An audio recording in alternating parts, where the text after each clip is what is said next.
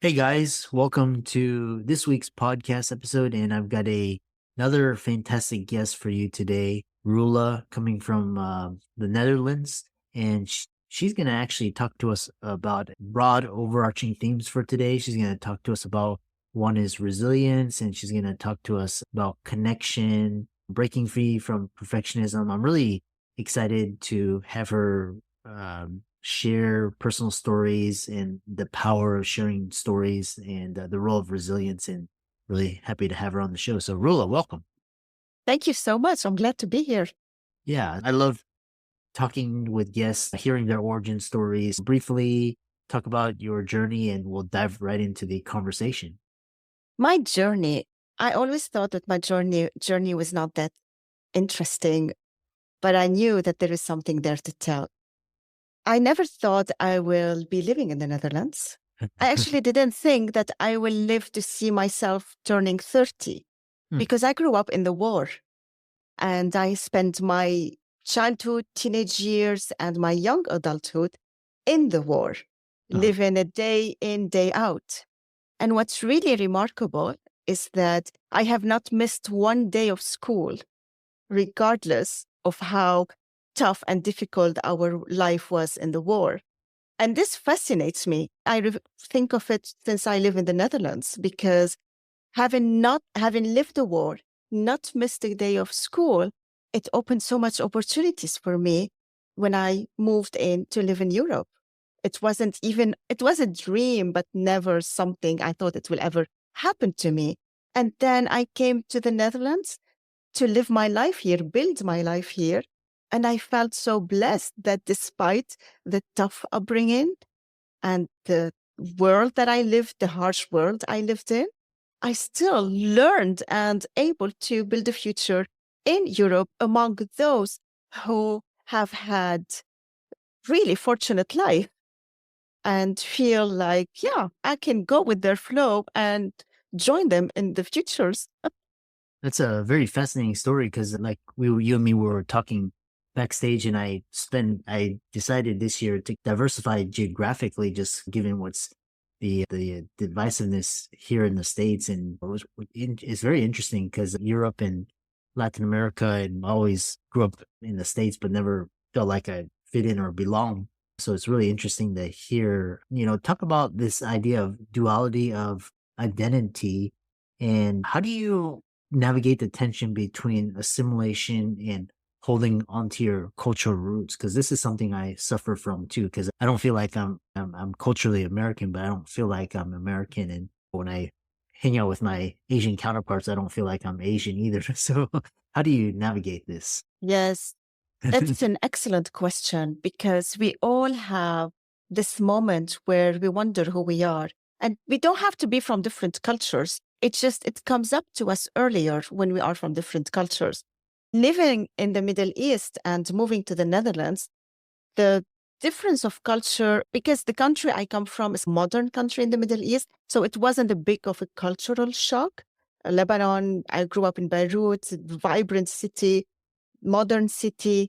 So the culture was more in the people and the society. I was raised to be polite. I was raised to respect the older people and no, even if they're wrong, I'm not saying this, we're not judging here. I'm not saying this is true or wrong, but my upbringing have brought me to here thinking that I will come to Europe and encounter the freedom, see people who are free and living their lives without boundaries. This is the idea I got from watching Western movies, Western world movies, not the Western movies, even though these are also good. American movies. I have a lot of French background in my culture because Lebanon was a French colony. I went to French schools. So I imagined I will come to Europe and the culture will be very different. And then I discovered that it's not very different. The difference is that where I grew up, we talk about our feelings. We talk about what's happening in our lives. Like I remember my mom's therapists were her friend neighbors having a cup of coffee every morning and dealing with the life issues they have, the work, whatever is going on in their lives. Mm. And that was different. this maybe pushed me to make my own podcast about talking and chatting. So Europe, for me, had everything I was dreaming of without the strong emotions and the openness. I Uh-huh. noticed in the culture in Europe, people are open and honest and they tell you what they think, but this is not true. They keep a lot to themselves. Mm-hmm. And building my life here, I needed to hear others people's experiences. So I know, so I learn and get on this boat of the life that I'm living here. And that was the cultural. Now, the identity point, that's a difficult one. I think that only recently, in my 50s, I started understanding what my identity is. But I don't get attached to it because there is so many interesting things in the world, in people, so much to learn that why would I need my identity to be for me? I can be so many things, just be a person in this world. And this comes, of course, from my background, from living in a community, living in a war, having to belong somewhere to survive. If you Mm-hmm. don't belong to a specific army, party, you have to belong somewhere to survive. So it did not create my identity. On the contrary, it made me want to embrace so many things around me so that I become the person looking for the freedom that I'm creating. Very powerful. Just what it brought to my attention was because in the 70s, my parents immigrated from Asia to the United States in search of better opportunity. And then you and me were talking. I've always felt uprooted. I felt the United States is in decline, and a lot of the cities are suffering. And just I feel like I'm being uprooted to either Europe or other. So, how do you this role of resilience? You face significant challenge coming. I've never faced war, but from new country, and then you're raising children, and then you also have this cultural influence from the past. How do you reconcile resilience? I felt unsafe in a safe world Mhm. because I didn't know what safety is. I didn't know what it means to open the tap, have clean water, you have electricity all the time. People are on the street, like traveling by car, going from country to another, enjoying themselves. I grew up in restrictions. We had so little. We even have to stand in line and pretend my family and I, we don't know each other to have enough bread because of the scarcity of the product. And here, in a way, I had to build my safety Mm. and discovered that if I have survived Lebanon's war, how come I cannot survive this? It was difficult because when you have such an experience, having conversation with others is also difficult. I wanted to be curious about them, but I felt that I know so many things they don't know. And I don't mean about, oh, I know some, no, about life, hardship. And this made me want to become like them. That was my resilience. I wanted to become successful and build a future and put the past behind me. And I can only do this if I just step on this trauma that I grew up in and build a new life. This was my resilience, that if I was able to go on, if I'm here in Europe now, go on. There is nothing I cannot do. Yeah, This mindset brought me into, yeah, succeeding in my life.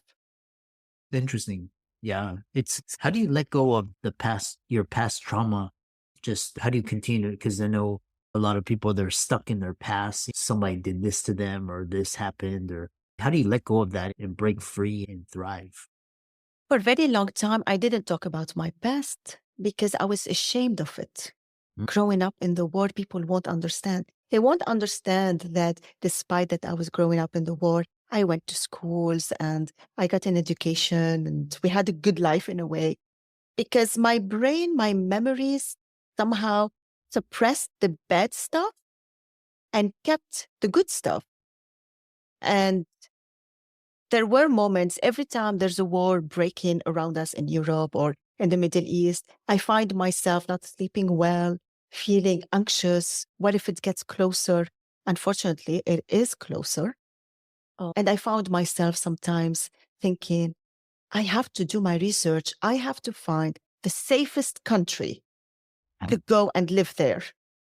Imagine that was like my goal. I must go somewhere safe where even if war happened, no one will, like, they're going to be the peaceful side, don't take part of anything. That's an illusion, of course. Yeah. I couldn't find this place. I thought, okay, I'm going to build my life here. And when I started my podcast, I started telling my stories in times of war, the good Yeah. ones, the happy ones, the good memories of my parents. And then my healing process started. In each episode I created talking about my life in the war, it was a healing process for me. And now I'm not ashamed of it. I talk about it.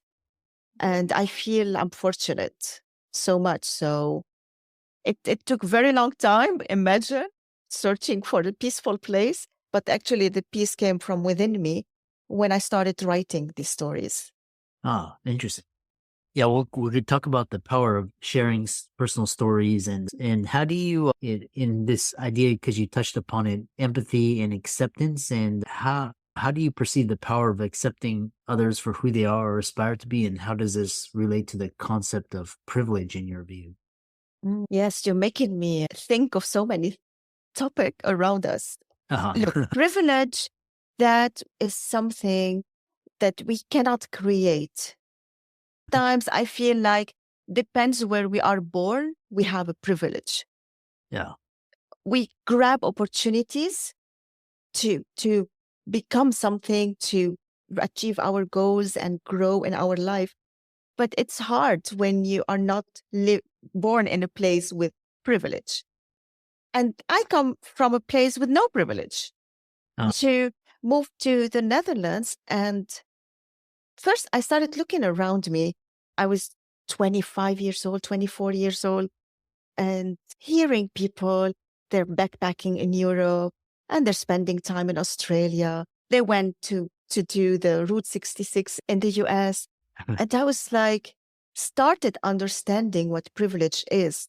Because for me to go to Europe for 1 week, I had to show that I own a house, that I have a job, uh, provide my bank account, have a uh, letter from my boss that I will return to work. It was a whole process just to go for 1 week vacation. This, yeah. ironically, now that I live here, my parents to visit me have to go through this whole process. Mm, And I look at my daughters and my son. I have 3 kids. They are privileged. They don't know what hardship is. They understand it because they know my stories, where my family comes from. But then I tell them, you have all the opportunities in the world and make mhm. good use of it. That's why accept everyone, because what you have is someone else's dream, no matter how small it is. Yeah. So I teach them acceptance, and acceptance for me is be whomever you want to be.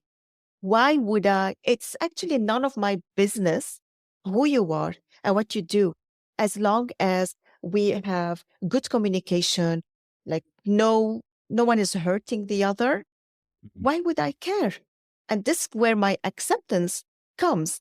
Because when you also grow up in a place where people are fighting each other, brothers in the same house are like holding guns towards each other, you start thinking, is this stupidity or what?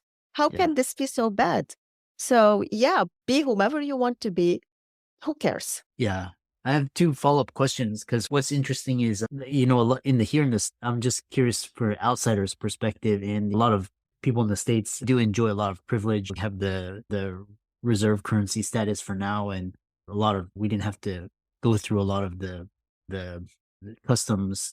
So what is the outsider perspective? Because a lot of Americans they're very unhappy with the way the country is being run, the national debt, and actually people are fleeing to Amsterdam and fleeing to Europe and being like this digital nomads. And they're building a life outside of the States. What is your Mm. view on this? Is it a problem with capitalism? Is it? I'm just really, I just want to know more. I like this question. And I hope you want to hear my answer. Yeah, no, that's what I want. It's a pod. I just want Look, to hear it's outside of. wanting to leave Lebanon, I was seeking also capitalism. I Yeah. didn't want to go to a country who's not doing well economically. I wanted to go to a rich country. So in a way, I'm also capitalist. I have a beautiful house. I drive a nice car. The issue with us today is that we are following specific people that are successful in life who are sociopath probably, Oh, but because they are so successful, they became the role model. And we really, if we look, we're going through two flow.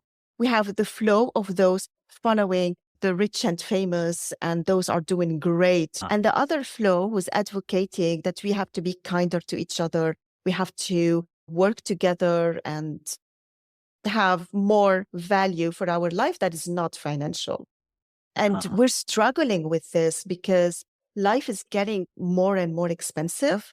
And at the same time, we want to keep our values and be kind and be nice. And in a way, I hate to say it, but it's reality. Power corrupts. And if you don't have power, you don't want to play with people in power, then you prefer to leave because our voices is not as strong as the powerful voices. uh, And despite that I live far from the USA, we're all affected by whatever is happening. It's affecting us all. We're all every day waiting to see how the American people are feeling this morning because it affects our mood in Europe because we uh, depend on it. yeah, yeah, Europe grew yeah, financially and economically, but our manpower is small. yeah, And we have forgotten that. yeah, yeah. It's quite I hope this interesting. answers your question.